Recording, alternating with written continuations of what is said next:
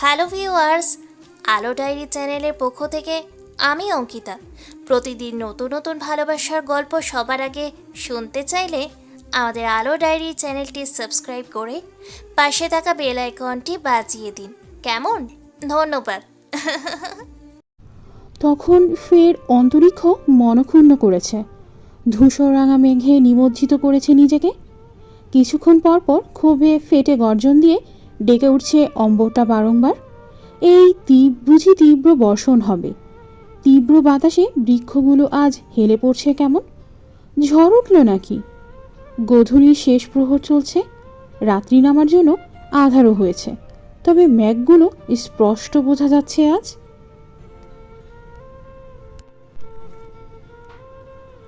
পুকুরের উঁচু ইটের কাউচে বসে আছে চন্দ্রিকা। আকাশের মতো তার মন আজ ক্ষুণ্ণ নয়, বেশ ফুরফুরে। বৃষ্টি তার প্রিয়, শুধু প্রিয় নয়, অনেক প্রিয়। কিন্তু হঠাৎই কিছু কথা স্মরণ হয়ে মন গৃহে মেঘ জমল। ওই আকাশের ন্যায় তীব্র মেঘ। মনটা আর ফুরফুরে রইল না, কষ্টগুলো দলা পাকিয়ে কণ্ঠনালীতে জমা হলো। এই বুঝি কান্নাগুলো উপচে পড়বে। মিপ্তার কথা শুনে মনে পড়ল আজ ফের। ঝড় দেখেই মেয়েটা খুশি হয়ে যেত, তার নাকি বৃষ্টি থেকে ঝড় প্রিয় ছিল বেশি। বাতাসের ধ্বনি নাকি প্রিয় ছিল তার। সে মেয়ের অদ্ভুত অদ্ভুত পছন্দের জিনিসগুলো চন্দ্রিকারও প্রিয় হয়ে গিয়েছিল। মেয়েটা কদিন যাবৎ কেমন অদ্ভুত অদ্ভুত কথা বলতো। সেদিন তো হেও বলল, আমি যখন থাকবো না তখন এই বাতাসের ধ্বনির চোখ বন্ধ করে অনুভব করবে। তখন মনে হবে আমি তোমার পাশে বসে আছি চন্দ্রাবতী। মেয়েটা চন্দ্রাবতী বলতো ওকে, তাই নামটা অন্য কারো মুখে শুনলে বুকটা কেঁপে ওঠে চন্দ্রিকার। নেত্র বন্ধ করতেই হঠাৎ ঝলমল করে স্মৃতিচারণ হলো কিছু কথা। বিয়ে ঠিক হওয়ার দিনের কথা। সেদিন মিফতা এখানে বসে ভারাক্রান্ত মনে বলেছিল, আমি চলে গেলে আমার অভাব অনুভব করবে না চন্দ্রাবতী।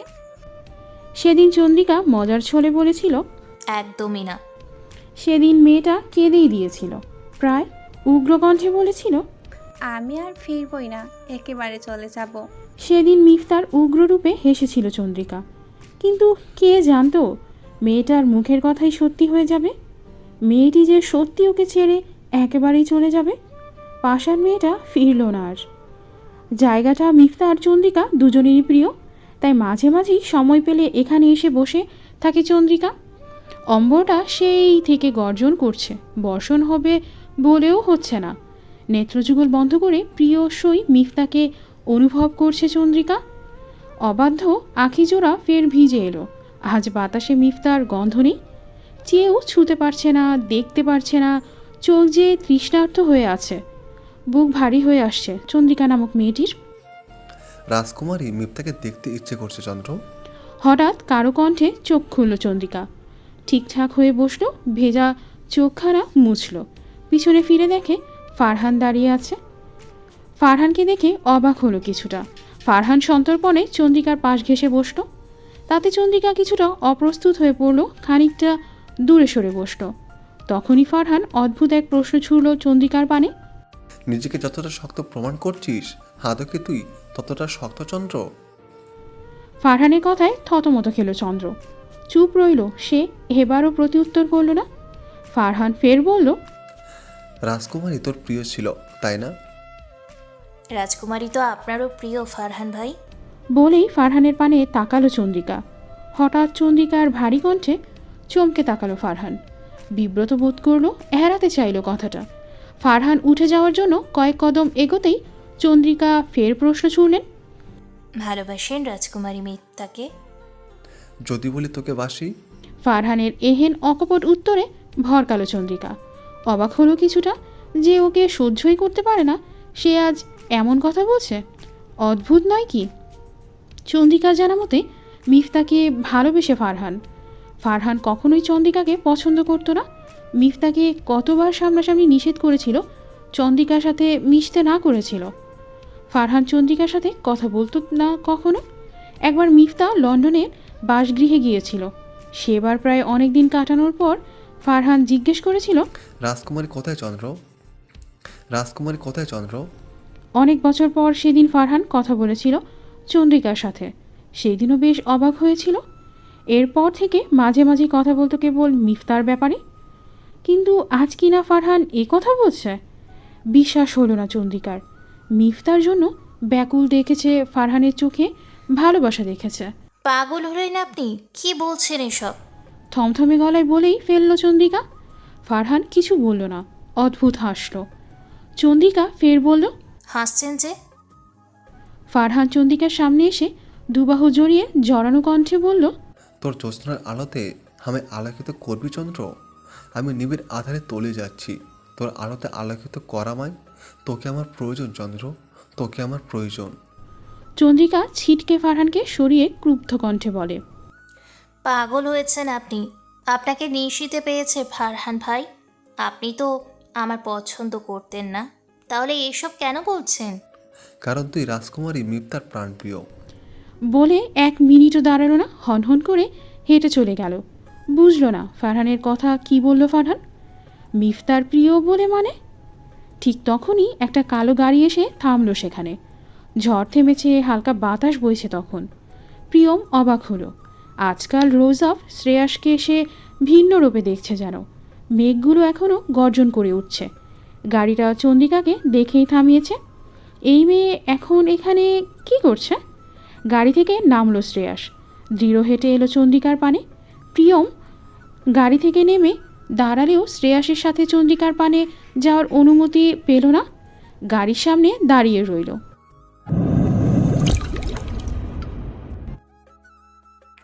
এখানে কি করছেন চন্দ্রাবতী?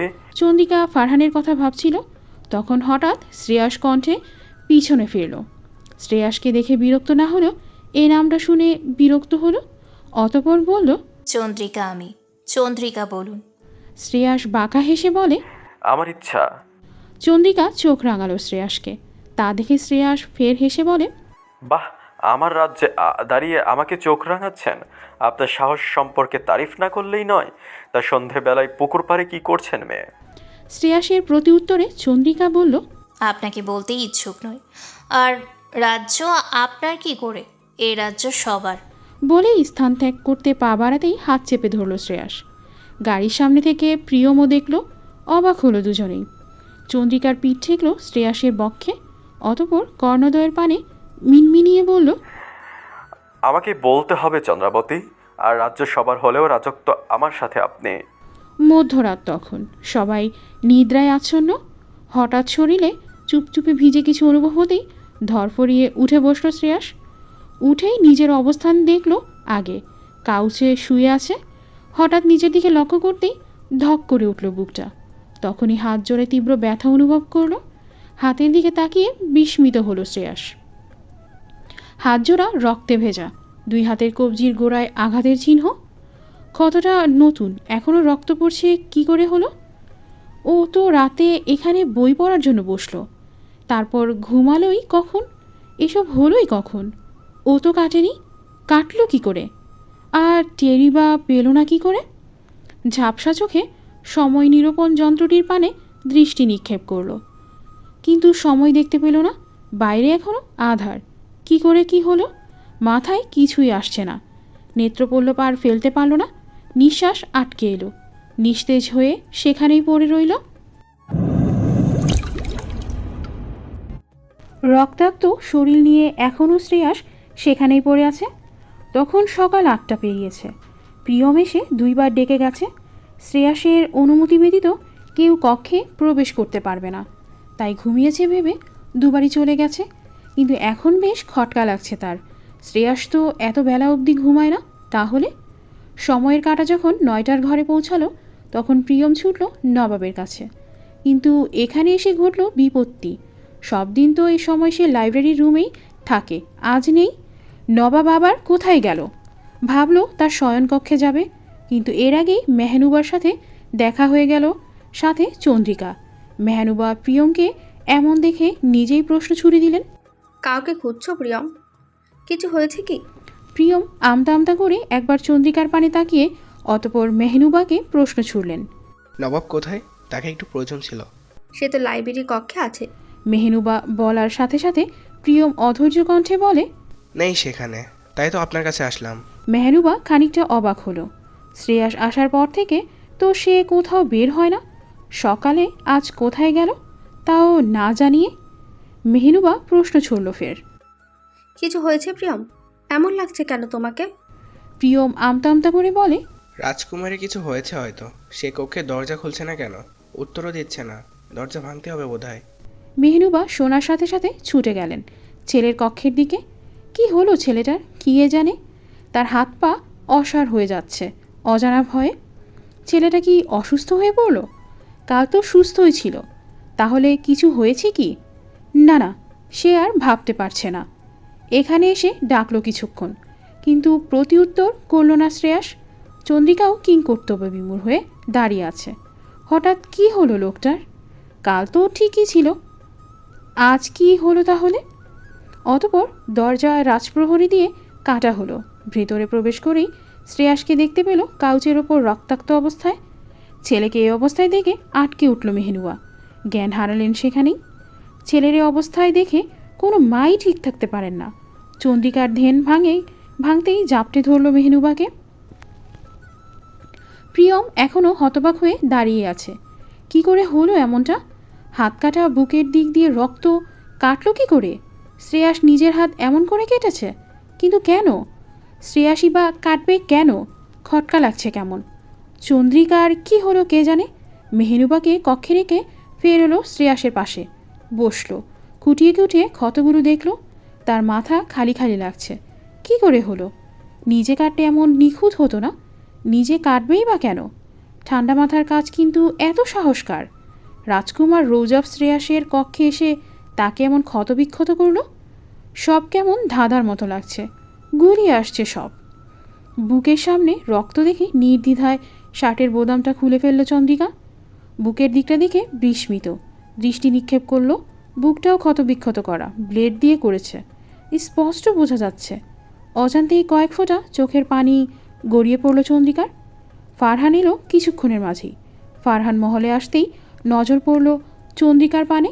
মেয়েটা কেমন অনুভূতি শূন্যের মতো বসে আছে, তার হাত শ্রেয়াসের বুকে। চন্দ্রিকা বুঝতে পারছে না তার এত কষ্ট হচ্ছে কেন। কেন শ্রেয়াসের দিকে দৃষ্টি দিতে পারছে না? কেন এই পাষাণ লোকটার জন্য এত কষ্ট হচ্ছে ওর? হৃদগহীনে কি অনর্থক কিছু ঘটেছে? মন এত অবাধ্য কেন? যা তার নয় সেদিকেই দৃষ্টি মেলাতে ইচ্ছুক হয়। ফারহান গিয়ে শ্রেয়াসের পানে বসল। তার চোখ জোড়া কেমন রক্তিম হয়ে এলো। কিছুর আওয়াজে ধ্যান ভাঙল চন্দ্রিকার। হঠাৎ ফারহানের চোখে চোখ পড়তেই নড়ে চড়ে সরে বসল চন্দ্রিকা। ফারহান রক্তিম দৃষ্টি নিক্ষেপ করে আছে কেমন। এমন দৃষ্টির মানে বুঝল না চন্দ্রিকা। শ্রেয়াসের হাতের ক্ষতটা একটু গভীর, বুকেও আঘাতের দাগ, তবে তা আঁচড়ের মতো। হাতে ব্যান্ডেজ করে দিয়েছে। জ্ঞান ফেরেনি এখনও শ্রেয়াসের। ব্যান্ডেজ শেষ হতেই উঠল ফারহান মেহনুবাকেও দেখতে যাওয়ার জন্য পা বাড়ালো। কিন্তু চন্দ্রিকার কি হলো কে জানে। মেহনুবার কক্ষে গেল না, ঠায় দাঁড়িয়েই রইল। ফারহান বড় বড় পা ফেলে রানী মেহনুবার কক্ষে গেল দাসীর সাথে। মেহনুবার কক্ষে থেকে ফের শ্রেয়াসের কক্ষে ঢুকলো। তা দেখে প্রিয়ম চন্দ্রিকা দুজনেই প্রশ্নবোধক চাহনি নিক্ষেপ করল। প্রিয়ম প্রশ্ন ছুড়ল, ঠিক আছে রানী। উত্তর দিল না প্রিয়মের কথার, উপেক্ষা করল তাকে। চন্দ্রিকার পানে পূর্ণ দৃষ্টি নিক্ষেপ করল। অতপর শক্ত কণ্ঠে যাওয়ার আগে বলল, আমার সাথে চল চন্দ্র। চন্দ্রিকা অবাক না হয়ে পারল না। এবারও কি হয়েছে ফারহানের? এ ফারহান চন্দ্রিকার অচেনা। দীর্ঘশ্বাস টেনে উঠল যাওয়ার জন্য পা বাড়াবে। এর আগে প্রিয়ম পিছন থেকে বলল, আপনি যদি এখানে কিছুক্ষণ থাকতেন ভালো হতো না, মানে রানী একটু ভরসা পেত, আর রাজকুমারও। প্রিয়ম সমাপ্ত করতে পারল না পুরো বাক্য। এর আগেই ফারহান চন্দ্রিকার হস্ত চেপে ধরে দাঁতে দাঁত চেপে বলে, আসতে বললাম তো আমার সাথে, দাঁড়িয়ে আছিস কেন? প্রিয়মও এবার অবাক হলো। চন্দ্রিকা কিছু বলতে পারল না, সে তো বিস্ময় দৃষ্টিতে তাকিয়ে আছে ফারহানের দিকে। ফারহান টানতে টানতে বাড়িয়ে নিয়ে এলো চন্দ্রিকাকে, কিন্তু তখনও চন্দ্রিকার বিস্ময় কাটল। অতপর নিজেই জোর করে ছাড়িয়ে নিয়ে শক্ত কণ্ঠে বলল, কি করছেন আপনি? পাগল হয়েছেন? এমন কেন করছেন? ফারহান সাদা অ্যাপ্রনটা খুলে গলা থেকে স্টেথোস্কোপ নামক শ্বাসক্রিয়া মাপার যন্ত্রটা ছুঁড়ে বিছানায় ফেলল। চন্দ্রিকার বাহুতে হাত চেপে বলে, হ্যাঁ পাগল, তোর পাগল আমি বললাম না। শুয়েছিস কেন ওই শ্রেয়াসকে? কেন শুয়েছিস? এ হাত দিয়ে তার বুকে হাত রেখেছিলি তাই না? বলেই চন্দ্রিকার হাত ধরে হাতের ওপর পানি ঢেলে দিল। তাও যেন ক্ষান্ত হলো না। সে হাত নিয়ে নিজের বক্ষে রেখে বলে, আমায় স্পর্শ কর চন্দ্র, তোর স্পর্শ শুধু আমার দেহে থাকবে, শুধু আমার দেহে। চন্দ্রিকার যেন রাগ বাড়ল। আরও ধাক্কা দিয়ে সরিয়ে দিল ফারহানকে। রাগে দাঁতের দাঁত পিষে বলল, পাগল হয়েছিস তুই, চিকিৎসার দরকার তোর। আমাকে স্পর্শ করলে হাত কেটে রেখে দিব তোর।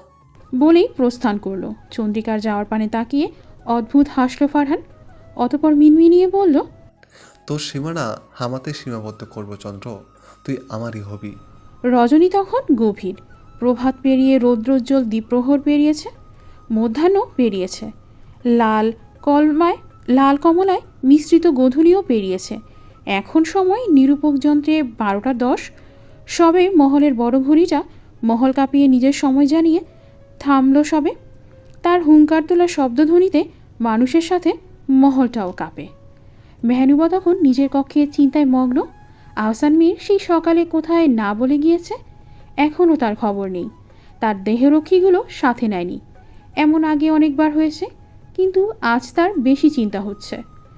কিছুদিন যাবৎ যা যা ঘটে যাচ্ছে তার প্রেক্ষিতে চিন্তা হওয়াটাই স্বাভাবিক নয় কি? ছেলেটার কি করে এমন হলো এখনও জানতে পারল না কেউ। শ্রেয়াসের জ্ঞান ফেরার পর জিজ্ঞেস করার পর এ ঘটনা নিয়ে কোনো কথাই বলল না। এখানেই ইতি টানতে বলেছে। এটা নিয়ে কোনো প্রকার তদন্ত সে চায় না। কিন্তু কেন? সব কেমন রহস্যময় হয়ে যাচ্ছে দিন দিন। কার এত সাহস রাজবাড়িতে ঢুকে রাজকুমারের উপরই হামলা চালায়, অথচ কেউ টেরও পায় না? এদিকে আবার আহসান মীর নিখোঁজ। কি হচ্ছে এসব? কিছু হলো না তো তার? শ্রেয়াস এখন পর্যন্ত ওইটুকুই কথা বাদে কারোর সাথে কোনো কথা বলেনি। আহসান মীর নিখোঁজ হওয়ার কথা শুনেও বের হয়নি কক্ষ থেকে। কি হলো তার? অদ্ভুত অদ্ভুত সব ঘটনা ঘটছে আজকাল এ রাজ্যে। এর কারণ কি? এর রহস্য উন্মোচন হবে কি? শাহনেওয়াজের লাশের সামনে মাথা নিচু করে বসে আছে শ্রেয়াস। লাশটার দিকে তাকানো যাচ্ছে না। দুর্গন্ধ বেরিয়েছে, পচন ধরেছে। লাশটা দেখে বোঝা যাচ্ছে গাড়ি চাপা পড়েছে, তবে মাথাটা নেই। নরম হৃদয়ের মানুষ লাশটাকে দেখলে নিশ্চিত সেখানে হৃদযন্ত্রের ক্রিয়া বন্ধ হয়ে মৃত্যুবরণ করবে। আহসান মীর দাঁড়িয়ে আছে শ্রেয়াসের পাশে। সে কাল সকালে বেরিয়েছিল, আজ শেষ রাতে এলো, খালি হাতে আসেনি। সাথে শাহনেওয়াজের মাথাছাড়া লাশ নিয়ে এসেছে। সে এ খবর পেয়েই ছুটে গিয়েছিলেন এখান থেকে অনেক দূর এক মর্গে। সেখানে লাশটা তারা পেয়েছে 2 দিন আগে। রাস্তার ধারে তাদের ধারণার সড়ক দুর্ঘটনা, বড় ট্রাক বা লরির নিচে পড়েছে। এখানেও ট্রাক। রাফসানের মৃত্যুর কথা মনে পড়ল। এ তদন্ত করতেই তো বেরিয়েছিল। সেখানে গিয়ে সব প্রমাণ দেখে নিয়ম পূরণ করতে করতে রাত হয়ে গেছে। আজ শেষ রাতে আহসান মীর মহলে ফিরেছে। এই লাশটা যে শাহনেওয়াজের প্রমাণও আছে তাদের কাছে। লাশটার 1% সত্যতা যাচাই করে নিয়ে এসেছে। নয়তো মাথাছাড়া এমন করুণ লাশকে চেনার উপায় আছে কি? শরীরের গঠন দেখেই চিনে ফেলেছিল আহসান মীর। তবুও খটকা ছিলই শাহনেওয়াজের এমন অবস্থা হবে কি? পরক্ষণেই সব প্রমাণ দেখে বিশ্বাস করেছে। প্রমাণ দেখার পর সে যেন আজ নিজের চোখকেই বিশ্বাস করতে পারছিল না। কে তার এই হাল ধরেছে? কে তার এই হাল করেছে? কি ভয়ানক মৃত্যু দিয়েছে শাহনেওয়াজের। সে থাকতে এই রাজ্যে এত বড় অপরাধ হচ্ছে, শাসক হয়ে সে কিছুই করতে পারছে না। তার ব্যর্থতার প্রমাণ বারংবার পাচ্ছে। না, এবার তার সিংহাসন ত্যাগ করতেই হবে। যোগ্য কাউকে এখন এই সিংহাসনের দায়িত্ব দিতে হবে। চারদিকে পিনপতন নীরবতা বিরাজমান। নীরবতা ভেঙে বেশ খানিকক্ষণ পর এলেন কমিশনার আশরিফ, হাতে একটা রিপোর্ট। সে শাহনেওয়াজের খবর পেয়েই এসেছেন। লাশটা দেখে প্রথমে তো যেন থমকালো, ভরকালো, খেলো, ঘাম ছুটল অজান্তেই। ঘাম রুমাল দিয়ে মুছল। ধাতস্থ হয়ে আহসান মীরের দিকে ফাইলটা এগিয়ে দিয়ে বলেন, নবাব, এটা ইকবালের ময়না তদন্তের রিপোর্টটা। ইকবালের শরীরে পোশাকে শাহনেওয়াজের রক্ত পাওয়া গেছে। আহসান মীর বিস্মিত দৃষ্টি নিক্ষেপ করে বলে, ইকবালের শরীরে শাহনেওয়াজের রক্ত কি করে? কমিশনার আশরিফ লাশের দিকে রোষারক্ত নয়নে তাকিয়ে বলেন, বলেছিলাম না নবাব ইকবালকে হয়তো শাহনেওয়াজই খুন করেছে। গুলিও তো ওর বন্দুক থেকে চলেছে। ইকবালের নখের ভেতর থেকে চামড়া পাওয়া গেছে। সেই চামড়া কার? রিপোর্ট এখনো আসেনি। আমার ধারণা ওটাও শাহনেওয়াজের সাথে মিলবে। ইকবাল নিজেকে বাঁচানোর জন্য হয়তো ধস্তাধস্তি করেছিল, খামচি লেগে নখ চামড়া ঢুকে যায়। খুন করেছে ইকবালকে শাহনেওয়াজ। খুন করে পালাতে গিয়ে গাড়ির নিচে চাপা পড়েছে। বেচারা ইকবাল হয়তো ওর কুকীর্তির কথা জেনে গেছে, তাই মেরে দিয়েছে। কিন্তু মেরে কি হলো? নিজের শাস্তি পেয়েই গেল। বলেই তাচ্ছিল্য হাসল আশরিফ। আহসান মীর কথাগুলো শুনলেও এখন অন্যমনস্ক হয়ে রইল। হঠাৎই ভাবুক হয়ে বলল, লাশটা দেখে কি মনে হচ্ছে শুধু গাড়ি চাপা পড়েছে? গাড়ি চাপা পড়লে এত খারাপ অবস্থা, পাগুলো চলে গেছে, মাথাটা আলাদা হয়ে গেছে, মাথাটা পাওয়া যায়নি। এসব দেখেও তোমার কি করে মনে হচ্ছে শুধু সড়ক দুর্ঘটনা? তদন্তের ব্যবস্থা করো, লাশ ময়না তদন্তের জন্য পাঠাও। আশরিফ মাথা নিচু করে নমনীয় কণ্ঠে বলে, নবাবার মনে হয় না এর তদন্ত করতে হবে। কোনো নিজের পাপের শাস্তি পেয়েছে। ওর মতো অফিসারের এমনই হওয়া উচিত। যে মেরেছে ঠিকই করেছে। মহলের গুম ঘরে নিয়ে একে মাটি চাপা দেওয়ার আদেশ দিন নবাব, ঝামেলা মিটে যাবে। শেষের কথাগুলো খুব মিশ্রিত কণ্ঠে বলল আশরিফ। আহসান মীর বুঝল না কি কুকীর্তি করেছে যে আশরিফের এত রাগ শাহনেওয়াজের ওপর। আশরিফ কঠিন দৃষ্টিতে তাকিয়ে আছে শাহনেওয়াজের দিকে। আশরিফ কি আজ অন্যরকম লাগছে? এত ক্ষোভ কেন? খটকা লাগছে তার কেমন। সন্দেহ হলো আশরিফের ওপর। সন্দেহের তালিকায় যুক্ত করলো আশরিফকে। আহসান মীর কিছু একটা ভাবল, অতপর কোন কঠিন কণ্ঠে প্রশ্ন ছুড়লেন আশরিফের পানে। আমি যা বলেছি তাই কর আশরিফ। কি কুকীর্তির কথা বলছো তুমি? তুমি কি তেমন কিছু জানো আশরিফ? আশরিফ যেন থতমত খেল। সে ফের ঘাম মুছতে মুছতে বলে, আমি কি জানবো নবাব? হয়তো ইকবালই কিছু জেনে গেছেন, নয়তো ইকবালকে খুন করবে কেন? আর ইকবালকে যে শাহনেওয়াজ খুন করেছে এটা তো নিশ্চিত জনাব। সব প্রমাণ শাহনেওয়াজের দিকেই। আহসান মীর বেশি ঘাটলেন না। সে বেশ ক্লান্ত, তাই কথা না বাড়িয়ে সোজা সাপটা বললেন, আমি যা বলছি তা করো। শাহনেওয়াজের মৃত্যুর তদন্ত শুরু করো। আর যদি তোমরা আইনের তদন্ত না করতে চাও, এ রাজ্যের রাজা হিসেবে আমি আলাদা করে ভালোভাবে করতে পারবো এই নিশ্চিত তোমার জানা।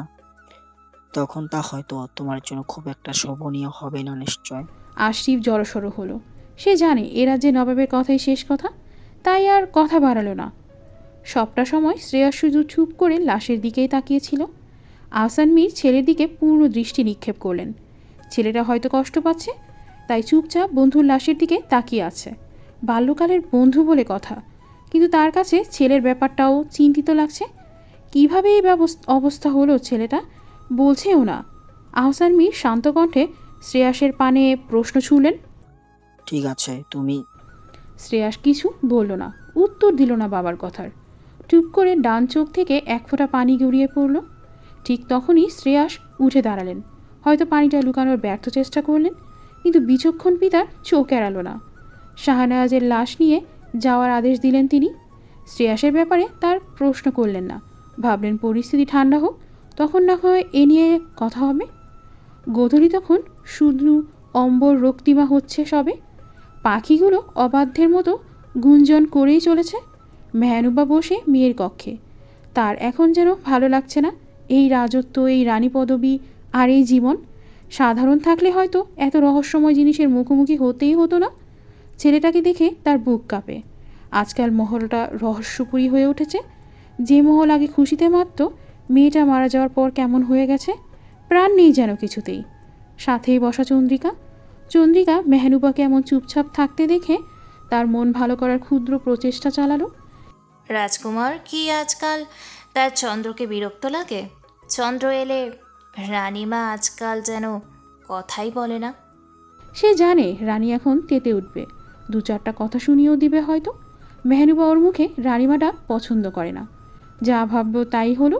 মেহনুবা রাগী দৃষ্টি নিক্ষেপ করে বলে, ফের রানিমা বলছিস? আর বিরক্ত তো তুই আমার ওপর। সবার কাছে আমি আজকাল বেশি হয়ে গেছি না? মিফতা নেই বলে আজকাল তোকে মহলে দেখাতো অমাবস্যাতেও চাঁদ দেখার মতো। চন্দ্রিমা মলিন হাসল। যাক, ঠিক হলো তবে। চন্দ্রিকা মেহনুবাকে জড়িয়ে ধরে বলল, আমি তো তোমার কাছেই থাকি বেশি আম্মা। কিছুদিন অসুস্থ ছিলাম, তাই আসিনি। মেহনুবা পরম মমতায় চন্দ্রিকাকে বুকে জড়িয়ে বলে, আমার মহলে চলে আয় না চন্দ্র, তোকে এই রাতে রানী বানাবো আমি, আমার শ্রেয়াসের রানী। চন্দ্রিকা লজ্জা পেল, যেন মেহনুবা ফের কিছু বলবে। এর আগেই দাসী এসে খবর দিল নবাব ডাকছে। চন্দ্রিকাও পরে আসবে বলে বিদায় নিল। মেহনুবা চলে গেল নিজের কক্ষে। চন্দ্রিকা অলিন্দ থেকে পাখির খাঁচাটা নিয়ে কক্ষ থেকে বের হলেও কিছু দূর এগোতেই শ্রেয়াসের সাথে দেখা হয়ে গেল। চন্দ্রিকা কুশল বিনিময় না করেই পাশ কাটিয়ে চলে যেতে চাইল। এ মেয়ের ভাবভঙ্গি দেখে অবাক না হয়ে পারল না। কি মনে করে নিজেকে? একটু জিজ্ঞেসও করল না কেমন আছে। মেয়েটা দেখেও যায়নি একবার। শ্রেয়াস বিড়বিড় করে আওড়ালো, পাষাণ চন্দ্রিকা। চন্দ্রিকার কান এড়ালো না, তবে পাত্তা দিল না। যাওয়ার জন্য পা বাড়াবে, এর আগেই হাত আঁকড়ে ধরল শ্রেয়াস। এই শোনো না, প্রতিদিন ভালোবাসার নতুন নতুন গল্প পেতে ও শুনতে চাইলে আমাদের আলোর ডায়েরি চ্যানেলটি সাবস্ক্রাইব করে পাশে থাকা বেল আইকনটি বাজিয়ে দিও, কেমন? চন্দ্রিকা কুশল বিনিময় না করে পাশ কাটিয়ে চলে যেতে চাইল। চন্দ্রিকা এ মেয়ের ভাবভঙ্গি দেখে অবাক না হয়ে পারল না। না কি কি মনে করে নিজেকে? একবার জিজ্ঞেস করা যায় না নাকি? এত কিসের তার ব্যস্ততা? চন্দ্রিকা চুপচাপ যাওয়ার জন্য পা বাড়াবে, এর আগেই হাত আঁকড়ে ধরল শ্রেয়াস। শ্রেয়াসের এহেন কাণ্ডে অবাক হলো না চন্দ্রিকা, থতমত খেলো। আশেপাশে নজর বুলালো কেউ আছে কি না দেখার জন্য। প্রিয়ম দাঁড়িয়ে আছে মাথা নিচু করে, তবে ওদের থেকে অনেকটা দূরে। চন্দ্রিকা চোখ ফেরালো, অতপর মিনমিনিয়ে বলল, ছাড়ুন রাজকুমার। ছাড়ল না শ্রেয়াস, নিজের কাছে টেনে আনলো। এতে যেন চন্দ্রিকার রাগ বাড়ল। এমনি ফারহানের ব্যাপার নিয়ে মাথাটা ধরে আছে, আবার এখানেও এমন শুরু করেছে। আজকাল সবার একসাথে মাথাটা গেছে নাকি? চন্দ্রিকা নিজের শক্তি দিয়ে নিজেকে ছাড়িয়ে নিল। রুষ্ট কণ্ঠে বলল, কথায় কথায় স্পর্শ করার অনুমতি আপনাকে দেইনি রাজকুমার। আমার থেকে দূরে থাকুন, আপনার জন্যই ভালো। চন্দ্রিকার অকপটে উত্তরে শ্রেয়াসের যেন রাগ বাড়ল আরও। চন্দ্রিকা ফের যাওয়ার জন্য পা বাড়াবে, তখনই তার বিনুনি ধরে আটকে দিল শ্রেয়াস। বিনুনি ধরায় মাথায় ব্যথা পেল। মাথায় আঘাত লাগায় আর্তনাদ করে উঠল চন্দ্রিকা। এবার আর রাগ দমিয়ে রাখতে পারল না, রাগে ছিটকে দূরে ফেলল শ্রেয়াসকে। তাতে দেওয়ালে লেগে কপালে আঘাত লাগলো শ্রেয়াসের। চন্দ্রিকার এহেন কাণ্ডে ভরকালো শ্রেয়াস। অবাক হলো, মেয়ের এক এক কাণ্ডে সে অবাক না হয়ে পারেই না। কি সাহস মেয়েটার! নয়তো ওর ওপর এমন রাগ দেখায়। মেয়েটা বেশ শক্তিশালী, বারংবার প্রমাণ পায় শ্রেয়াস। তার হাতের গতি, আঘাত করা শরীরের অঙ্গভঙ্গি সব কিছু যেন নিখুঁত, প্রশিক্ষণপ্রাপ্ত। চন্দ্রিকা নিজের কাণ্ডে নিজেই চমকালো। ভুলেই গিয়েছিল শ্রেয়াস আহত। পরক্ষণে নিজেকে শান্ত করে নিজেই গিয়ে ধরল শ্রেয়াসকে, আমতা আমতা করে বলল, আপনি ঠিক আছেন রাজকুমার? দুঃখিত, আমার মনে ছিল না। আসুন আমার সাথে। শ্রেয়াসের কি হলো কে জানে, দুর্বল হাসলো। চন্দ্রিকাকে ছাড়িয়ে নিজেই উঠে ঠিকঠাক হয়ে দাঁড়ালো। অতঃপর স্বাভাবিক কণ্ঠেই বলল, মেয়ে, আপনার এই আঘাতে আমাকে আহত করবে না। আপনি পাষাণ আমি জানি। চন্দ্রিকা তপ্ত শ্বাস ছাড়ল। একে কিছু বলে লাভ নেই, যে বুঝলো তাই যাওয়ার জন্য পা বাড়ালো। ঠিক তখনই শ্রেয়াস পিছন থেকে বলে, চন্দ্রিকা, আমার আপনাকে দরকার। নিঃসংকোচ আবদার। শ্রেয়াসের এমন সোজাসাপটা উত্তরে এখন আর চন্দ্রিকা ভরকায় না। এ ছেলের উদ্ভট আচরণ সম্পর্কে অবগত সে। এবারও কিছু বলল না, খানিকটা পিছনে তাকিয়ে হাঁটা দিল নিজের বাড়ির উদ্দেশ্যে। ফারহান কেমন হন্তদন্ত হয়ে বাড়িতে প্রবেশ করলো। চন্দ্রিকা সবে বাড়ির চৌকাঠে পা রেখেছিল। চন্দ্রিকার দিকে না তাকিয়ে সিঁড়ি বেয়ে উপরে চলে গেল। বুঝলো না এত তাড়াহুড়ার কারণ চন্দ্রিকা। নিজেও পিছন পিছন গেল ফারহানের, কিন্তু এর আগে এই চিলেকোঠার ঘরটায় ঢুকে গেল। চিলেকোঠার ঘরটায় এমন কি আছে নিজেই বোঝে না চন্দ্রিকা। সেই ছোটবেলা থেকেই দেখা যায় ফারহান এখানে আসে। এ ঘরে কখনো যায়নি চন্দ্রিকা। বড় একটা তালা ঝুলিয়ে রাখে ফারহান। চন্দ্রিকা কিছুক্ষণ দাঁড়িয়ে থেকে প্রস্থান করলো। অতপর নিজ অলিন্দে এসে দাঁড়ালে বাহিরে মুখ করে ঠিক তখনই টেবিলের ওপর খাঁচাটা থেকে প্রাণ আর প্রণয় মসৃণ কণ্ঠে চন্দ্র চন্দ্র বলে ডেকে উঠল। চন্দ্রিকা মুচকি হেসে ছোট্ট টেবিলের কাছে কাঠের চেয়ারটায় বসলো আয়াসী ভঙ্গিতে। চেয়ারটার সাথে সাথে মরমর করে উঠল। পুরনো অনেক বছর আগের চেয়ারখানা, মর্মর তো করবেই, কিন্তু ভাঙে না শত ভারী কেউ বসলেও। চন্দ্রিকার প্রিয় জায়গা নিজ বাড়ির। তার ঘরের বারান্দা খাড়া, এখানে যেন সব ক্রান্তির অবসান। পাখি দুটো এখনো চন্দ্রা বলেই চলছে। চন্দ্রিকা মুচকি হাসি বলে, সারা বেলা একটাই বাক্য ছাড়া তো কিছুই বলিস না, নতুন কিছু বল। পাখি দুটো যেন বুঝলো চন্দ্রিকার কথা, অমনি চেঁচিয়ে মিপ্তা মিপ্তা বলা শুরু করলো। তাতে চন্দ্রিকা খিলখিলিয়ে হেসে উঠল। ওদের কাছে নতুন বাক্য মানে মিফতা। ওর ধারণা পাখি দুটো বুঝে ওর আবেগ ভালোবাসা। কি মায়া মিশ্রিত কণ্ঠে চন্দ্র বলে। পাখি দুটোকে নিয়ে বেশিক্ষণ সময় কাটানো হয় না মিফতার। মারা যাওয়ার পর থেকে 4 বছর যাবৎ পাখিগুলো ওর আঙিনায় আছে। না, একটা মহলে ছিল, একটা ওর আঙিনায়। পাখি দুটো নবাব আহসান মীর আনিয়েছিলেন মিফতার জয়ন্তীতে। পাখি দুটো কয়েক মাস প্রথমে মহলেই ছিল। মিফতা পাখি দুটো প্রথমে চন্দ্র বলা শিখিয়েছিল।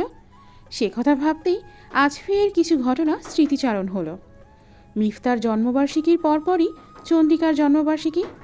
সেদিন হুট করে এ বাড়িতে এসেছিল মিফতা পাখি দুটো নিয়ে।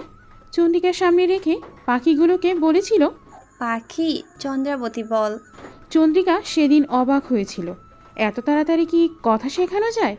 কিন্তু কেন চন্দ্রিকাকে অবাক করে দিয়ে প্রথম চন্দ্র বলে ছিল। পাখি দুটোর প্রথম বাক্য ছিল চন্দ্র। এরপর প্রাণকে চন্দ্র শিখিয়ে দিয়েছিল, প্রণয়কে মিফতা রেখেছিল। সেদিন ফারহানকে মিফতার দিকে মুগ্ধ দৃষ্টিতে তাকিয়ে থাকতে দেখেছিল। সেদিন ফারহান বেহায়ার মতো মিফতাকে বলেছিল, রাজকুমারী, আপনার হাসি সুন্দর। সেদিন ওই বুঝেছে ফারহান মিফতাকে পছন্দ করে। তার চোখে মিফতার জন্য মুগ্ধতা দেখেছে সব সময়। হঠাৎ পাখির শব্দে ধ্যান ভাঙল চন্দ্রিকার। এখনও উচ্চকণ্ঠে চন্দ্রচন্দ্র বলে ডাকছে। চন্দ্রিকা বিরক্তি মাঝে মাঝে এত চন্দ্রচন্দ্র করে কেন? এদের জন্য রাজকুমার রেগে যায়। অন্য কথা বললে কি হয়? চন্দ্রিকা পাখিদের উচ্চকণ্ঠে ধমক দেয়, তাতে যেন আরও কিচিরমিচির বেড়ে যায়। সে এবার তপ্ত শ্বাস ফেলে মিহি কণ্ঠে বলে, প্রাণ বল ভালোবাসি। চন্দ্রিকার কথায় প্রাণ প্রণয় দুজনেই চুপ হয়ে গেল। ড্যাব ড্যাব করে চেয়ে রইল। সে ফের বলে, প্রণয় বল ভালোবাসি। পাখি দুটো এবারও কিছু বলল না। চন্দ্রিকার ফের কিছু বলবে এর আগেই পুরুষালী কণ্ঠে কেউ বলে, ভালোবাসি। বিস্ময় দৃষ্টিতে পাখির দিকে তাকালো চন্দ্র। মা, পাখির কণ্ঠে পাল্টে গেল কি করে? পরক্ষণেই নিজের পাশে কারো অস্তিত্ব অনুভব করায় ঘাড় ঘুরিয়ে পিছনে তাকালো। তীব্র মেডিসিনের গন্ধে নাক মুখ কুঁচকে এলো। হঠাৎ মনে হলো এমন গন্ধ আগেও পেয়েছিল। এই তীব্র ঔষধি গন্ধটা সাধারণ ঔষধের না, কেমন তেজি গন্ধ মাথা ব্যথা শুরু করে দেয়। ওড়না দিয়ে নাক ঢেকে চন্দ্রিকা রুষ্ট কণ্ঠে বলে, ফারহান ভাই সরুন সামনে থেকে, আপনার শরীরে গন্ধ। ফারহান শুনল না, এগিয়ে এলো চন্দ্রিকার কাছে। পাশে বসে চন্দ্রিকা নাক ছিটকে বলে, কাছে আসবেন না ফারহান ভাই, ভালো হবে না আপনার জন্য। বলার সাথে সাথে চন্দ্রিকার নাসারন্ধে চেপে রাখা হাতখানা পেঁচিয়ে ধরল। অতপর দাঁতে দাঁত চেপে বলে, আমি তোর কাছে আসবো চন্দ্র, আমি তোকে চোপো। ওই পাখি বলবে না ভালোবাসি, আমি বলবো তোকে ভালোবাসি। ওই পাখির জবান থেকে ভালোবাসি বের হলে মেরে দেবো আমি চন্দ্র, বলে দিস ওদেরকে, মেরে দেব। চন্দ্রিকা ধস্তাধস্তি করতে করতে বলে, বলেছি না আপনার চিকিৎসার দরকার, পাগল হয়ে গেছেন। হ্যাঁ, আমিও তো বলছি তোর পাগল আমি, তোকে ভালোবাসি চন্দ্র, তোকে ভালোবাসি। ফারহানের এমন খোলাসা কথা পছন্দ হচ্ছে না চন্দ্রের। ধস্তাধস্তি করে ছাড়িয়ে নিল নিজেকে ফারহান থেকে। ফারহান উচ্চ কণ্ঠে বলল, আমার ছোঁয়া তোর অপছন্দ কেন চন্দ্র? ওই রাজকুমারের ছোঁয়া তো তোকে কষ্ট দেয় না, আমার ছোঁয়া কেন দেয়? শেষ করে দেব আমি সব, তুই শুধুই আমার, তুই শুধুই আমার। চন্দ্রিকা দাঁতে দাঁত চেপে বলে, এখান থেকে যান আপনি, নয়তো অঘটন ঘটে যাবে। বলেই ফারহানের থেকে দূরে সরবে এর আগেই ফের ফারহান হাত চেপে পেঁচিয়ে ধরল। তীব্র ঔষধি গন্ধে মাথা ধরে আসছে চন্দ্রিকার। ঠিক থাকলে আজ ফারহানের রক্ষে ছিল না। দাঁতে দাঁত চেপে শুধু সহ্য করছে, নয়তো কখনোই দিয়ে বসতো কয়েকটা। চন্দ্রিকা কিছু বলবে এর আগেই হঠাৎ অদ্ভুত এক ডানা ঝাপটানোর শব্দ পেল। কৌতূহল নিয়ে দুজনেই তাকালো সেদিকে। কোত্থেকে এক সাদা পায়রা এসে পাখির খাঁচার ওপর বসল। রাজপায়রা ছাড়া থাকে রাতে, কিন্তু এটা তো রাজপায়রা না। ফারহান চন্দ্রিকাকে ছাড়ল। পায়রায় হাত দিবে এর আগেই বিকট শব্দ করে কাঁপিয়ে বন্দুকের আওয়াজ হলো। গুলি এসে লাগলো পায়রার বুকে। রক্ত ছিটে ফারহানের হাতে লাগলো। পায়রাটা ছিটকে দূরে পড়ল। দুজনেই বিস্ময় দৃষ্টিতে তাকালো সেদিকে। কি হলো এটা? পায়রাটা আসলো কোত্থেকে? শিকার করার পায়রা না তো এটা। ইচ্ছে করে কেউ পায়রাটা পাঠিয়েছে। আরেকটু নড়চড় হলে পাখি দুটো বা ফারহান নয়, চন্দ্রিকার শরীরে গুলি লাগতো। কি হলো হঠাৎ এটা? কে গুলি করলো? উদ্দেশ্য কি তার? তার নিশানা ছিল কে? পায়রা শিকার? চন্দ্রিকাকে নিশানা করেছিল, নাকি ফারহানকে, নাকি কোনো সতর্ক করলো কেউ? চন্দ্রিকা আর ফারহান এখনও হতবিহ্বল হয়ে দাঁড়িয়ে আছে এখানেই। কি হলো বুঝলো না কেউ। কি যেন কি একটা ভাবলো চন্দ্রিকা। বেশিক্ষণ পর ঠিকঠাক হয়ে দাঁড়িয়ে কোথাও যাওয়ার জন্য পা বাড়াতেই ফারহান বাদ সেধে বলে, কোথায় যাচ্ছিস? আপনাকে বলতে বাধ্য নই। চন্দ্রিকার অকপটে উত্তর পেয়ে ফারহান রেগে গেল। রেগে বলে, মহলে যাওয়ার জন্য নিষিদ্ধ চন্দ্র। চন্দ্রিকা এক রুখে ভাবে উত্তর দিল। আমি আপনার কথা শুনতে বাধ্য নই। বলেই হনহনিয়ে বেরিয়ে গেল। ফারহান এখানে ছায় দাঁড়িয়ে রইল। এই মেয়ে যে কথা শুনবে না তা ভালো করেই জানা। একে তো পরে দেখবে, কিন্তু ওর মাথায় ঘুরপাক খাচ্ছে কে করলো এমন। উদ্দেশ্য কী ছিল তার? নিশানা কে ছিল? কি ভয়ঙ্কর এদিক ওদিক হলে দুজনের মধ্যে একজনের প্রাণ যেত। হঠাৎ কিছু একটা ভেবে সেও বেরিয়ে গেল। রজনী যখন প্রগাঢ় হচ্ছে, সময় তখন 11:15। জীর্ণশীর্ণ শরীর নিয়ে ইঞ্জিনের কালো 4 চাকার গাড়িটায় করে ফিরল শ্রেয়াস। পুকুরের ধারে গাড়ি আসতেই গাড়ি জানলা দিয়ে বাইরে চোখ গেল। পুকুরের ধারে হঠাৎ নারীর ছায়া মূর্তি ঢুকতে দেখে প্রিয়মকে গাড়ি থামাতে বলল শ্রেয়াস। এত রাতে হঠাৎ এখানে থামতে বলায় ভরকালো প্রিয়ম। গাড়ি থামালো। অতপর প্রিয়ম কিয়ৎক্ষণ ভ্রুকুচকে এদিক ওদিক তাকালো। নিশ্চিত মেয়েটাকে দেখেছে, নয়তো এত রাতে এখানে থামতে বলবে কেন? রাজকুমার আজকাল এই মেয়েটার মধ্যে কী পেয়েছে কে জানে। সেদিন জ্ঞান ফেরার পর মেয়েটাকেই খুঁজছিল। সেদিন আরও বেশি অবাক হয়েছিল প্রিয়ম। পাশার মেয়েটাকে বলেছিল মহলে থাকতে, কিন্তু থাকেনি। প্রিয়মও মেয়ের ভাবভঙ্গি দেখলে অবাক হয়। রাজকুমার ওই এক রুখে মেয়েটার ওপর কী পেয়েছে? রূপ থাকলেও মেয়েটা পাষাণ। তার ভাব দেখলে মনে হয় সাহসী কোনো রাজযোদ্ধা। মেয়ে মানুষ এমন হয় নাকি? মেয়ে মানুষ তো নরম কোমল মলিন হয়। কই রাজকুমারী মিফতা রাজকন্যা হয়েও তো অমন ছিল না। সে মেয়েকে নিয়ে কোনো উপন্যাস লিখলে সেই উপন্যাসের রহস্যময় চরিত্র হয়তো মেয়েটিই হবে। শ্রেয়াস গাড়ি থেকে নামার জন্য দরজা খুলবে, এর আগেই প্রিয়ম এক সাহসী কাণ্ড ঘটিয়ে বসল। অদ্ভুত এক প্রশ্ন ছুড়ল শ্রেয়াসের পানে। আপনার কি মেয়েটিকে পছন্দ জানাব? এহেন প্রশ্নে থতমত খেল শ্রেয়াস। অতপর ধাতস্থ হয়ে ভ্রু কিঞ্চিত কুচকে বলে, অবাধ্য মেয়েটার মতো তোমার সাহসও অনেক বেড়েছে প্রিয়ন। প্রিয়ম ভরকালো। খানিকটা ফের আমতা আমতা করে বলল, না না জনাব, এমনি জিজ্ঞেস করলাম। প্রিয়মের ভরকানো কণ্ঠ শুনে হো হো করে হেসে উঠল শ্রেয়াস। এতে প্রিয়ম যেন আরও ভরকালো। কি হলো হঠাৎ এমন হাসছে কেন? নিশিতে পেল নাকি? চৈত্র মাস চলছে, বলাও যায় না ভেবে প্রিয়ম আশেপাশে তাকালো। শ্রেয়াস হাসি থামিয়ে বলে, বাহ প্রিয়ন, বেশ উন্নত। তুমি আজকাল আমাকে ভয় পাচ্ছ বেশি, আগে তো মুখের উপর কথা বলতে। শ্রেয়াসের কথায় ক্যাবলাকান্তের মতো হাসল প্রিয়ম। বিড়বিড়িয়ে বলল, লন্ডনে তো আর বাঘের মতো এমন গর্জে উঠতেন না, আজকাল আপনার গর্জন বেশি শোনা যায়। শ্রেয়াসের আড়ালে কথাগুলি বললেও শ্রেয়াসের কানে এড়ালো না। মিহি হাসল শ্রেয়াস। অতপর বলল, কি যেন বলছিলে? মেয়েটাকে আমার পছন্দ কি না? পাষাণ মেয়েকে আমি পছন্দ করব? ও মেয়ে কালো জাদু জানে, আমাকে আমার থেকে দূর করছে। এর শাস্তি তো পেতেই হবে সেই কোমদিনীকে। বলেই হনহনিয়ে গাড়ি থেকে নেমে গেল। প্রিয়ম কিছুই বুঝল না, সব যেন মাথার উপর দিয়ে গেল। কি বলল? সে যা বলছে সে বুঝেছে তো? কে জানে। থম মেরে বসে রইল প্রিয়ম।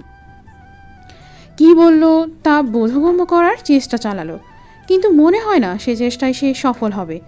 আজকাল সবাই এমন হেয়ালি উত্তর দেয়, না বুঝে ব্যর্থ হয়ে সেও গাড়ি থেকে নামল। শ্রেয়াস সে নারী ছায়া মূর্তিকে অনুসরণ করে পিছনে গিয়ে দাঁড়ালো বিনা শব্দে। রাত বিরেতে একটা মেয়ের পিছনে আসা ঠিক নয় রাজকুমার। হঠাৎ চন্দ্রিকার কণ্ঠে ভরকালো শ্রেয়াস। মেয়েটা সত্যি কালা জাদু জানে নাকি? ও তো নৈশব্দে এখানে এসে দাঁড়িয়েছে। মেয়েটা বুঝলো কি করে? উত্তর দিচ্ছে না কেন? শ্রেয়াস প্রতি উত্তর করল না, কথা ঘোরালো, অতপর বলল, মেয়ে আপনি এত রাতে এখানে কি করছেন? মেয়েটা কিয়ৎ ঘাড় বাঁকালো।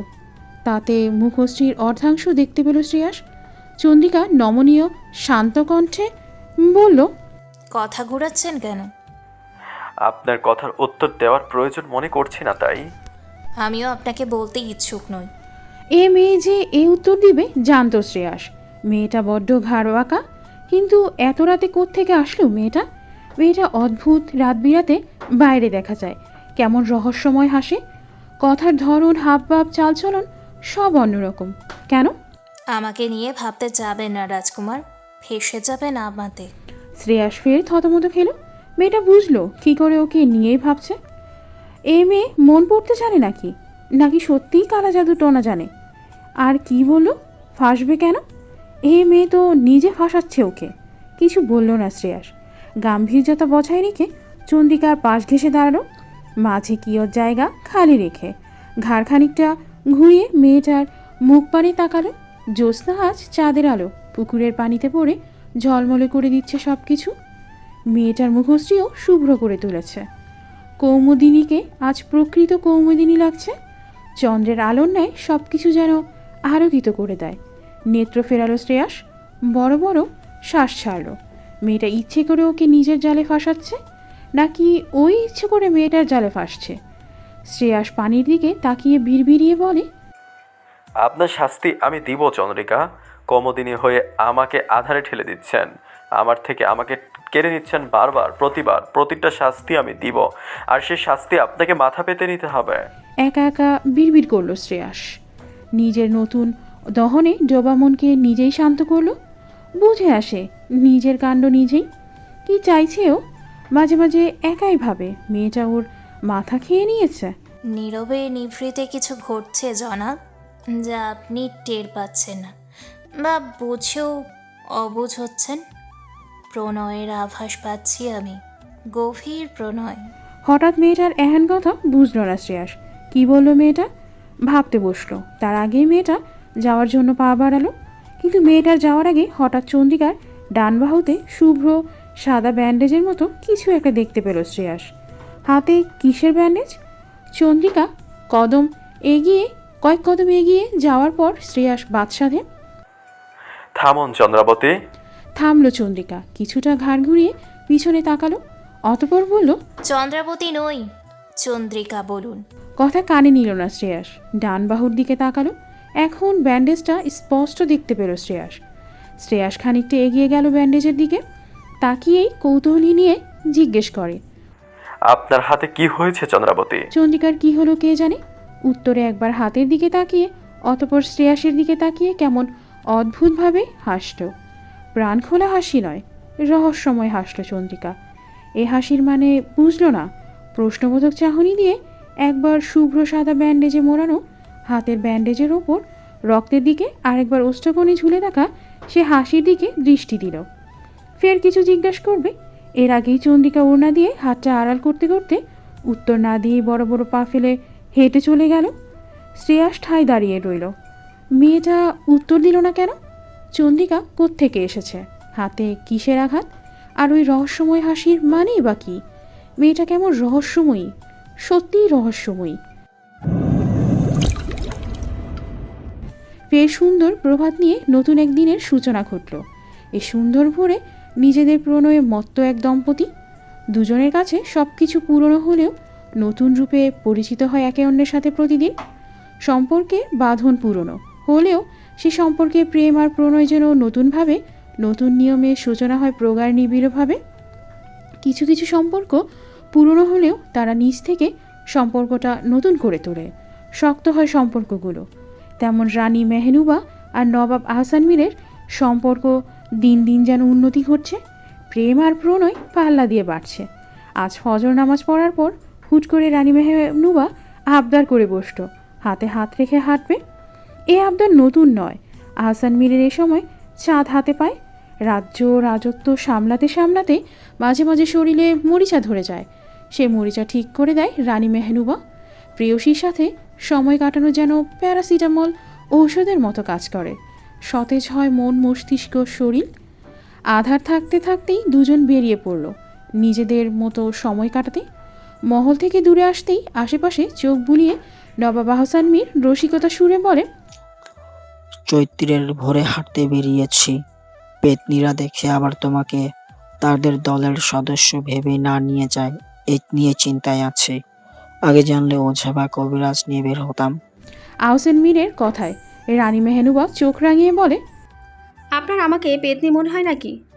আহসান মীর ক্যাবলাকান্তের মতো হাসি দিয়ে মাথা চুলকাতে চুলকাতে বলে, এমা, আমি তোমাকে কখন পেতনি বললাম? তুমি তো ওদের দলের সদস্য বলেছি। বলেই হো হো করে হেসে দেয় আহসান মীর। আহসান মীরের এমন হাসি দেখে তেলে বেগুনে জ্বলে ওঠে মেহনুবা। আহসান মীরের হাত ছেড়ে রাগ দেখিয়ে আগে আগে হাঁটতে থাকে। আহসান মীর পেছন পেছন যেতে নিলেই মেহনুবা চোখ রাঙিয়ে বলে, খবরদার, পেছনে আসবেন না আমার। আহসান মীর থামল, অতপর হেসে বলল, এভাবে তাকাবেন না রানী, হৃদয়ের ব্যায়াম বাড়বে, পরে হয়তো হৃদয়ের যন্ত্রণায় ক্রিয়া বন্ধ হয়ে মরেই যাব।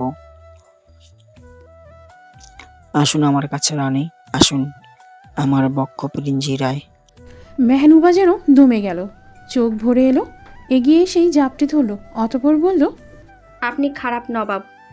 আহসান মীর মুচকি হেসে বলে, ভালোবাসি রানী। মেহনুবা রাগচটা গলায় উত্তর দেয়, ভালোবাসি না আমি। আহসান মীর হাসে, প্রাণ খোলা প্রাণবন্ত হাসি। কে বলে ভালোবাসি বললেই শুধু ভালোবাসার বহিঃপ্রকাশ ঘটে? ভালোবাসি না কথাটার মাঝেও হাজার ভালোবাসি ভালোবাসি কথাটা লুকিয়ে থাকে। বয়স 12 কি হয়েছে? প্রেম কি কমে নাকি? প্রেম ভালোবাসা তো শেষ নিঃশ্বাস পর্যন্ত টিকে থাকে। তার চাওয়া শেষ নিঃশ্বাস যে দুজন একসাথেই ত্যাগ করে। একা কি বাঁচা যায় নাকি? সঠিক সঙ্গী থাকলে বাঁচার ইচ্ছা দ্বিগুণ বাড়ে। বাটে থাকুক প্রণয়, পাল্লা দিয়ে ক্ষতি কি? বয়স তো প্রণয়ের কাছে তুচ্ছ।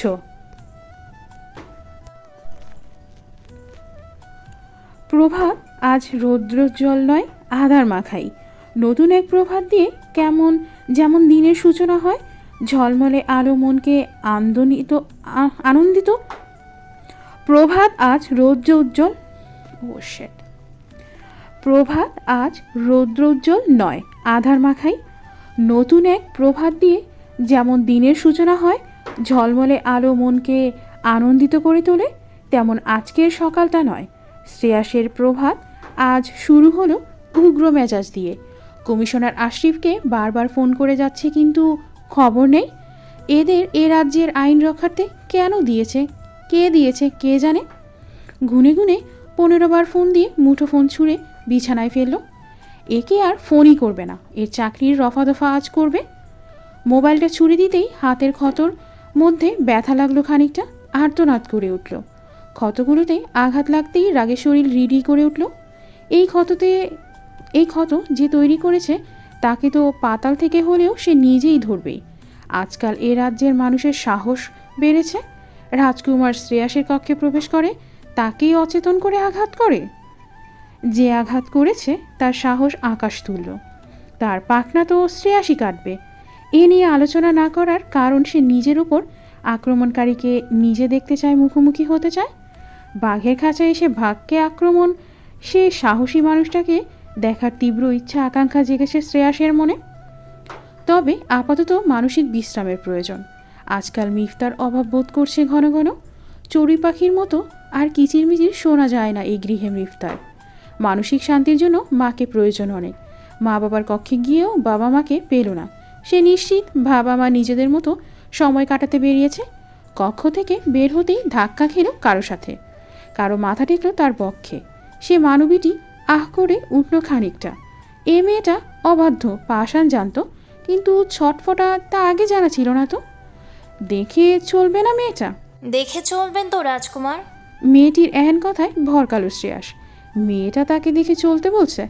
তাছাড়া আর এই মেয়ের কাছে কি শুনতে পারবে?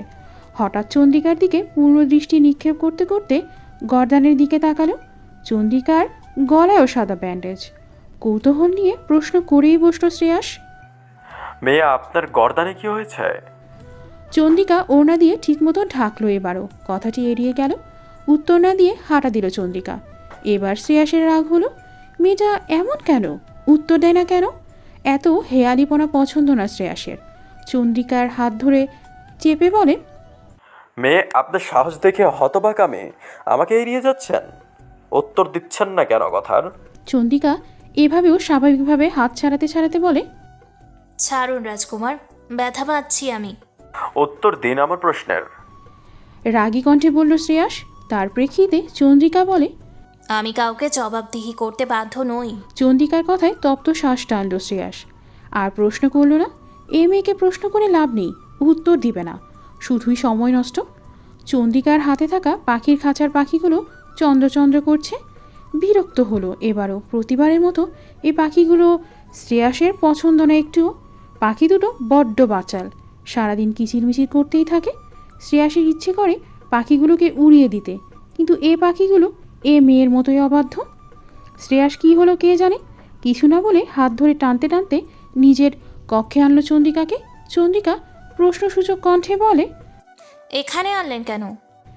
এবারও উত্তর দিল না। দিবে না এ মেয়ের কথার উত্তর। সে তো দেয় না, ও দিবে কেন? ও মেয়ে অবাধ্য হতে পারে খানিকটা, অবাধ্যপানা না হয় এবার সেও করলো। পাখির খাঁচার কাচের ছোট্ট টেবিলটার উপর রেখে চন্দ্রিকার হাত ধরে বিছানার এক কোণে বসালো চন্দ্রিকাকে। অতপর শুভ্র সাদা পাঞ্জাবির হাতখানা উপরে তুলে চন্দ্রিকার পায়ে মাথা রেখে শটান হয়ে শুয়ে রইল। তা দেখে চন্দ্রিকা থমকালো, চমকালো, খানিকটা ভরকালো। অতপর হুঁশ ফিরতে হাঁসফাঁস করতে করতে চন্দ্রিকা বলে, হায় আল্লাহ, কি করছেন? বলেই উঠতে নিলেই শ্রেয়াস চন্দ্রিকার হাতখানা নিজের মাথায় চেপে ধরে শান্ত কণ্ঠে বলে, উঠবেন না চন্দ্রিকা, চুলগুলো টেনে দিন। খানিকটা শান্তি দরকার আমার, মানসিক শান্তি। আপনাকে প্রয়োজন আমার এখন। উঠবে না চন্দ্রিকা, চুলগুলো টেনে দিন। খানিকটা শান্তি দরকার আমার, মানসিক শান্তি। আপনাকে প্রয়োজন এখন আমার। শ্রেয়াসের আকুল আবদারে চন্দ্রিকা নামক পাষাণ মেয়েটা শীতল হয়ে গেল, গলল খানিকটা। উঠল না মিনমিনিয়ে বলল, আমার মায়ায় পড়বেন না রাজকুমার, হে মায়া জাল তীব্র। বলেই সে রাতের মতো রহস্যময় হাসল। শ্রেয়াস একইভাবে উত্তর দিল, রহস্যময়ীর মায়া জাল যতই তীব্র হোক, সে মায়াজালে নিজেকে হারাতে রাজি চন্দ্রাবতী। অতপর থেমে গেল দুজনই। নিস্তব্ধতা সঙ্গী হলো দুজনেরই। শব্দভাণ্ডার ফুরলো, পিনপতন নীরবতায় ঘিরে ধরল। ঠিক তখনই নীরবতা ভেঙে কড়া নাড়ল কেউ। শ্রেয়াস খানিকটা বিরক্ত হলো। বিরক্তের রেশ মুখশ্রীতে ফুটল। চন্দ্রিকারও হাঁসফাঁস বাড়ল। শ্রেয়াস বিরক্ত কণ্ঠে প্রশ্ন ছুড়ল, কে? কি প্রয়োজন?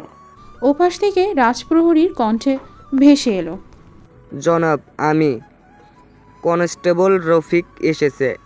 কমিশনার আশরিফ গায়েব কাল রাত থেকে, পাওয়া যাচ্ছে না তাকে। তার বাড়ির বাইরে বড় একটা তালা ঝুলছে। আহসান মীরের সকালের শুরুটা সুন্দরভাবে হলেও মহলে ফিরে খারাপ একটা খবর শুনে মনে মনে আজ দিনটাই খারাপ যাবে। মাথায় হাজার প্রশ্ন ঘুরপাক খাচ্ছে তার। আচ্ছা, আশরিফ পালালো কেন? আশরিফ কি শাহনেওয়াজ আর ইকবালকে খুন করেছে? তা না হলে পালাবে কেন? ইকবালের লাশ পাওয়ার পর থেকেই আশরিফকে অমন দেখছে আহসান মীর। কিছু নিয়ে চিন্তিত থাকতো। শাহনেওয়াজের নাম শুনলেই রেগে যেত। শাহনেওয়াজকে একটু নিয়ে কটু কথাও বলতো। হঠাৎ মনে হলো তার আশরিফ শাহনেওয়াজের লাশের সামনে দাঁড়িয়ে শাহনেওয়াজের কোন কুকীর্তির কথা বলছিল। শাহনেওয়াজ এমন কী করেছিল যে বলছিল আশরিফ? আশরিফ কি জানতো শাহনেওয়াজের ব্যাপারে? ওনার জানা মতে শাহনেওয়াজ বেশ ভালো ছিল, শ্রেয়াসের ভালো বন্ধু ছিল। সেই সুবাদে জমিদার বাড়িতে আসা যাওয়া লেগেই থাকতো শাহনেওয়াজের। স্বভাব সম্পর্কে সেই থেকেই জানা। আশরিফ কি কিছু না জেনেই অমন মন গড়ানো কথা বলবে? আশরিফকে না পাওয়া গেলে তো জানাও যাবে না আশরিফের সাথে কি কোনো অন্যায় কাজ করেছে। আশরিফ সে রাগ থেকেই শাহনেওয়াজকে মেরেছে। সেদিন শাহনেওয়াজের লাশ দেখে আশরিফ কেমন অপ্রস্তুত হয়ে পড়েছিল, বারবার ঘাম মুছছিল, থতমত হয়ে পড়েছিল। এও বলেছিল, যে মেরেছে বেশ করেছে, পাপের শাস্তি পেয়েছে। কথার ধরনে কেমন একবার মনে হয় না খুন করেছে, আবার মনে হয় না করেনি। শাহনেওয়াজ মারা যাওয়ায় সে খুশি ছিল, তদন্ত করতে রাজি হচ্ছিল না। তারপরের দিন কি এমন হলো যে পালানোর কারণটা বেশি সন্দেহজনক। তার শুরু থেকেই আশরিফের ভাবভঙ্গি দেখে কিছুটা সন্দেহ হয়েছিল, কিন্তু তা যদি প্রাধান্য দিত তাহলে আজ হয়তো আশরিফ পালাতো না। কোথায় যেতে পারে আশরিফ? যেখানেই যাক খুঁজে বের করবে আহসান মীর। আস্তে আস্তে সব কেমন অদ্ভুত হয়ে যাচ্ছে, একের পর এক অদ্ভুত ঘটনা ঘটেই চলছে। সে কিছুই করতে পারছে না। রাজনীতি আজকাল বেশ কঠিন হয়ে দাঁড়িয়েছে তার কাছে। এমন হতে থাকলে ভরসা করবে না আর মানুষ তার উপর, আর মানুষের নিরাপত্তারও তো একটা ব্যাপার রয়েছে। কিন্তু সেই বা কী করবে? এত কিছুর মাঝে মেয়েটার জন্য ভাবতে পারে না। এসবের সূত্রপাত কেন যেন মনে হচ্ছে মিফতার মারা যাওয়ার পর থেকে। প্রথম রাফসানের মৃত্যু, সুস্থ হওয়ার পরও রাফসানের মৃত্যু হলো না। শাহনেওয়াজ তো বলল খুন, অতপর সে মৃত্যুর তদন্ত করতে গিয়ে ইকবালের খুন, তারপর শাহনেওয়াজের খুন। কঠিনভাবে রাফসানের মৃত্যু খুন কেন মনে হয়েছিল শাহনেওয়াজের? সে কি কিছু জানতো? রাফসানকে নিয়ে কি সূত্রপাত? রাফসানকে কে বা কারা মারবে, আর কেন, আর কীভাবেই বা হলো খুন? বড় হসপিটালে কে মারবে? সে স্বাস্থ্য কেন্দ্রে সেদিন সারা রাত দেহরক্ষী পুলিশসহ গমগমে পরিবেশ ছিল। তাছাড়া ডাক্তার নার্সের যাওয়া আসা চলছিল। মিফতার ঘটনার পর কিছুক্ষণ শুধু মিফতার কাছে প্রায় অনেকেই কিন্তু রাফসানের মৃত্যুতে হয় শেষ রাতে। নতুন এসআই আয়াসের কথায় ভাবনার সুতো কাটে আহসান মীরের। জনাব, আমরা কি আশরিফের বাড়িতে ঢুকে তল্লাশি চালিয়ে দেখব কোনো প্রমাণ পাওয়া যায় কি না? যদি কিছু জানতে পারি আপনি আদেশ দিলে তল্লাশি চালাবো আমরা। আহসান মীর সম্মতি জানিয়ে বলে, সেখানে কিছু পাওয়া গেলেও যেতে পারে। আয়াস আদেশ পাওয়ার সাথে সাথেই বেরিয়ে পড়ে। আয়াস নামক ছেলেটা বেশ কাজের। এখানে বদলি হয়ে আসার পর থেকেই দেখছে তার আগের কাজের সব কথা শুনেছে আহসান মীর। শাহনেওয়াজও এমনই ছিল, কাজের প্রতি বেশ পারদর্শী। কিন্তু কার এমন কি ক্ষতি করলো যে খুনি করে দিল? আশরিফকে সরাসরি খুনি বলাও যাচ্ছে না, প্রমাণ পর্যন্ত আবার ভালোও বলা যাচ্ছে না। যেহেতু প্রমাণ নেই, কিছুই বলা যাচ্ছে না। সব কেমন জটিল হয়ে যাচ্ছে দিন দিন। তারাও নিরাপদে নেই। সেদিন শ্রেয়াসের আক্রমণের ব্যাপারটা শ্রেয়াস কাউকে ভাবতে না বললেও সে বাবা হয়ে এই ব্যাপারে এড়িয়ে যেতে পারছে না। সে যেমন এখানের জমিদার, তেমন দিন শেষে একজন বাবাও। যে এইসব করছে তার উদ্দেশ্য কী? এমন করার কারণ কি? কি চাইছে সে? যাই হোক, তার পরিণাম যে মোটেও ভালো হবে না। কতদিনই বা আড়ালে থাকতে পারবে সে? খুব শীঘ্রই ধরবে তাকে। আজ অম্বরটা নিকষ কালো। সেই সকাল থেকে ম্যাঘ করে আছে, বৃষ্টি হওয়ার খবর নেই। সন্ধে হয়ে গেল, তবুও বৃষ্টি আসবে বলেও আসছে না। চৈত্র মাসের শেষ সপ্তাহ চলছে, মেঘগুলো জমছে কালবৈশাখী হয়ে তাণ্ডব করবে বলে। চন্দ্রিকা পুকুর পাড়ে বসে আছে। এটাই আজকাল সময় কাটানোর জায়গা হয়ে গেছে। বেশি সময় এখানে থাকে। আজকাল মহলে যেতে তার ইচ্ছেই করে না। ফারহান সবে বাড়িতে প্রবেশ করবে, কিন্তু এর আগেই চন্দ্রিকাকে একা পুকুর পাড়ে পেয়ে যেন চাঁদ হাতে পেল। আজকাল তার চন্দ্রকে ছাড়া চলেই না। বাড়িতে না প্রবেশ করেই পুকুর পাড়ে এলো ফারহান। উঁচু ইটের কাউচের ওপর বসে কিছু ভাবনায় মত্ত তখন ফারহান এসে পাশ ঘেঁষে বসলো চন্দ্রিকার। তখনই ধ্যান ভাঙল। চন্দ্রিকা ভ্রুকুচকে তাকালো ফারহানের দিকে, অতপর প্রশ্ন ছুড়ল, আপনি এখানে কেন? কিন্তু চন্দ্র, তোর সঙ্গ দিতে। ফারহানের উত্তরে চন্দ্রিকা বিরক্তি নিয়ে বলে, প্রয়োজন নেই আপনার সঙ্গ আমার। ফারহান আজ রাগল না। এ মেয়ে তার মতোই, যে সেখানে যতই হোক চাচাতো বোন তো। ফারহান স্বভাব সুলভ কণ্ঠে উত্তর দিল, তোকে যে আমার প্রয়োজন। চন্দ্রিকা এবার রেগে গেল। কিছুদিন ধরে ফারহানের স্বভাবগতি মোটে ওর ভালো লাগছে না। একদম মানুষের এত রূপ কী করে? ও তো স্পষ্ট বুঝতো মিফতাকে পছন্দ করতো, তাহলে ওর সাথে এমন করছে কেন? তাহলে কি মিফতাকে পছন্দ করতো না? এর আগেই বা অমন খারাপ ব্যবহার করতো কেন? চন্দ্রিকা দাঁতে দাঁত চেপে বলে, আপনার হাবভাব বুঝতে পারছি না আমি। কি চাইছেন আপনি বলুন তো? ফারহান উত্তর দিল না এই কথার। কথা ঘুরালো, বাঁকা হেসে প্রশ্ন ছুড়ল, তোর ঘাড়ে গলায় হাতে কি হয়েছে চন্দ্র? ফারহানের প্রশ্নে থতমত হইল কেমন চন্দ্রিকা, কেমন বিমূঢ় হয়ে রইল। চন্দ্রিকা আমতা আমতা করে বলে। কিছু না, এখান থেকে যান, একা থাকতে দিন আমায়। চন্দ্রিকার কথায় ফারহান ঠোঁট এলিয়ে হাসল। বাঁকা হাসি সে যেন পৈশাচিক আনন্দ পেল। মেয়েটাকে জ্বালাতে মন্দ লাগে না। ওর মতো সাহসী মেয়েকে একদম চুপসে থাকতে দেখে মন্দ লাগে না। ঠিকঠাক হয়ে বসে ধাতস্থ হয়ে অতপর ফের প্রশ্ন ছুড়ল। উত্তর দিচ্ছিস না যে? এমন কিছু হয়েছে কি যা? ফারহান কথা শেষ করার আগেই চন্দ্রিকা ক্রুদ্ধ কণ্ঠে বলে, আমার ব্যাপারে বেশি কিছু জানতে আসবেন না, ভালো হবে না আপনার জন্য। ফারহান হেসে বলে। বাহ, গলার জোরে বেড়ে গেল নাকি? চন্দ্রিকা হঠাৎ কি হলো কে জানে, সেও ঠোঁট কানে বাঁকা হাসির রেখা ফুটিয়ে তুলল। অতপর ফারহানকে চমকে দিয়ে বলল, আপনি তো মিপ্তাকে ভালোবাসেন ফারহান ভাই, তাহলে আমাকে ভালোবাসি বলার মানে কি? দমে গেল ফারহান। চন্দ্রিকার কথায় হাসি হাসি চেহারাটা আধার নেমে এলো। ফারহানের রেগে গেল নিমিষে। রাগে দাঁতে দাঁত পিষল। দুবার কেমন অদ্ভুত কণ্ঠে আওড়ালো, মিফতা মিফতা। চন্দ্রিকা এবার জিজ্ঞেস করলো, উত্তর দিচ্ছে না যে, তার মানে?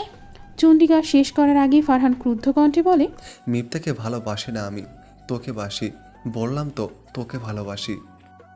চন্দ্রিকা বাঁকা হেসে বলল, মিফতা নেই বলে আমার থেকে সুযোগ নিচ্ছেন? মিফতাকে ভালোবাসেন আমি জানি, তাহলে আমাকে ভালোবাসি বলার কারণ কি ফারহান ভাই? ফারহান রেগে চন্দ্রিকাকে ছিটকে ফেলে চন্দ্রিকার আহত গলা হাত দিয়ে চেপে ধরল। তাতে চন্দ্রিকা তটস্থ হলো, ছটফট করতে থাকলো, নিজেকে বাঁচানোর তীব্র চেষ্টা চালালো। এর আগে খাট থেকে তরল রক্ত বেরিয়ে ভিজে আসলো। অতঃপর ছটফট বন্ধ হয়ে এলো, নিভু নিভু হলো, নেত্রী পলক আশার হয়ে এলো দেহ। চোখ বন্ধ করার আগে ফারহানের কণ্ঠ পেল, ভালোবাসি আমি তোকে, সুযোগ না, ভালোবাসি আমি। কারণ আমার মিপ্তা ভালোবাসে তোকে। মিপ্তা নেই না, মিপ্তা আছে। নেক্সট পার্টের জন্য অপেক্ষা করুন। আর হ্যাঁ, আমার এই ভিডিওগুলো আপনারা কে কে কোন কোন জায়গা থেকে দেখেন অবশ্যই কমেন্ট করে বলবেন, ঠিক আছে? ধন্যবাদ সবাইকে।